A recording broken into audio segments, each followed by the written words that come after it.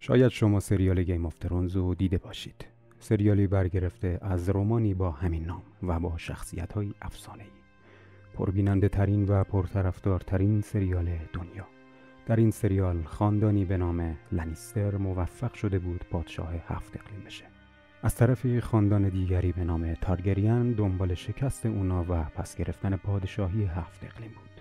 اما پادشاه واقعی 7 اقلیم از تبار من و شما بوده. این داستان رو دنبال کنید.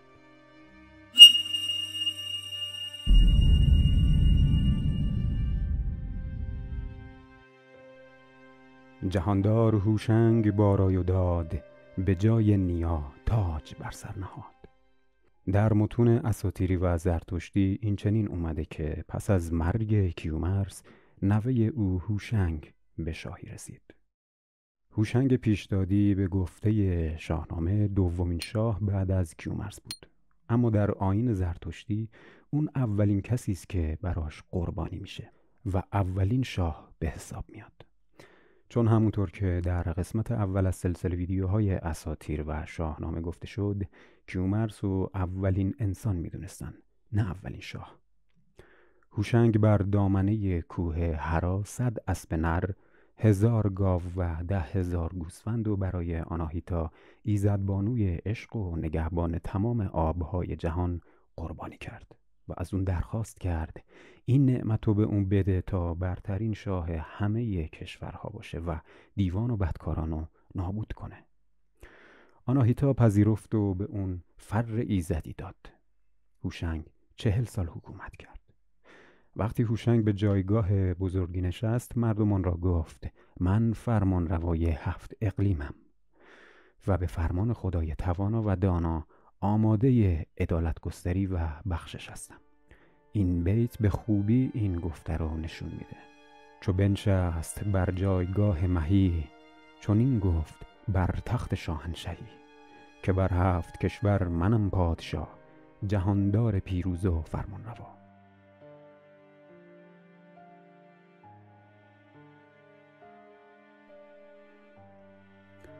هوشنگ پادشاه واقعی 7 اقلیم بود.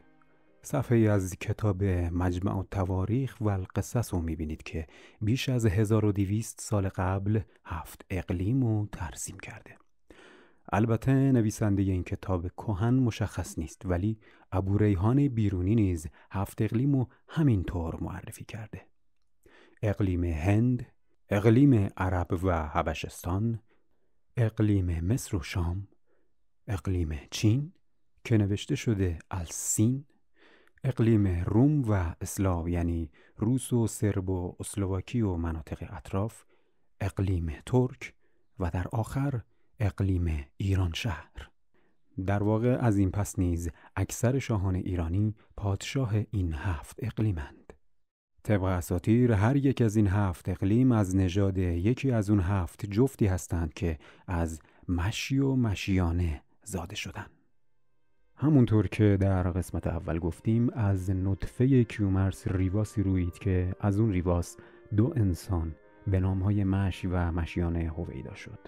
از اون 2 7 جفت نر و ماده به وجود اومد که نسل اون 7 جفت بعدن 7 اقلیم رو به وجود آوردن. پادشاه تمام این 7 اقلیم شاهی بود از اقلیم ایران یعنی هوشنگ.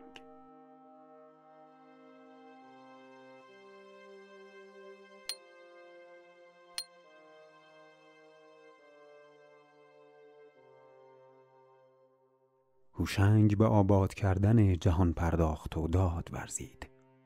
آهن را از سنگ جدا کرد و پیشه آهنگری را بنیان نهاد. سپس کار کشتن و درو کردن و زرع آغاز شد.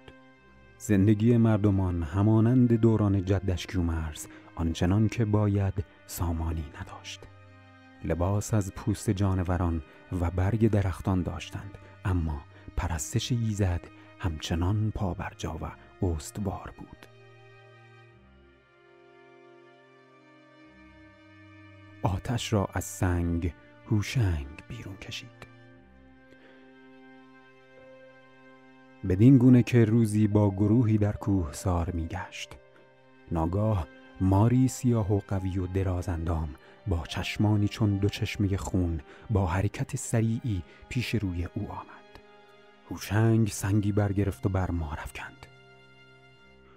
مار به چالاکی پیش از فرود آمدن سنگ فرار کرد و کشته نشد، اما از برخورد سنگ پرتاب شده بر سنگ‌های زمین جرقه آتشی پدیدار گشت و هوشنگ راز به دست آوردن آتش را یافت. پس از آن هر که آتشی می‌خواست آهن بر سنگ می‌زد. شاه خدای را سپاس گفت و به مردمان یادآور شد که این فروغ و روشنایی ایزدی است که پروردگار جهان به ما هدیه فرموده است. به این دلیل آن را محراب پرستش قرار داد. سپس شب هنگام جشنی ترتیب داد و آتش افروخت و نام آن جشن را سده نهاد. ز هوشنگ ماند این سده یادگار، بسی باد چون او دگر شهریار. هوشنگ سالهای 40گانه سلطنت خود را در این کارهای نیک گذرانید. سپس با نام نیک از این جهان برفت.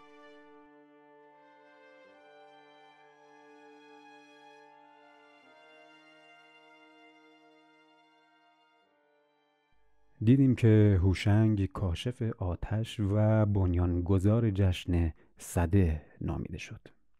اما نکته مهم این داستان در مورد قبله قرار دادن آتش برای پرستش اهورامزدا است. برخی ایرانیان باستان و آتش پرست می‌دونن، در حالی که آتش برای نیاکان ما محرابی بود برای ستایش آفریدگار.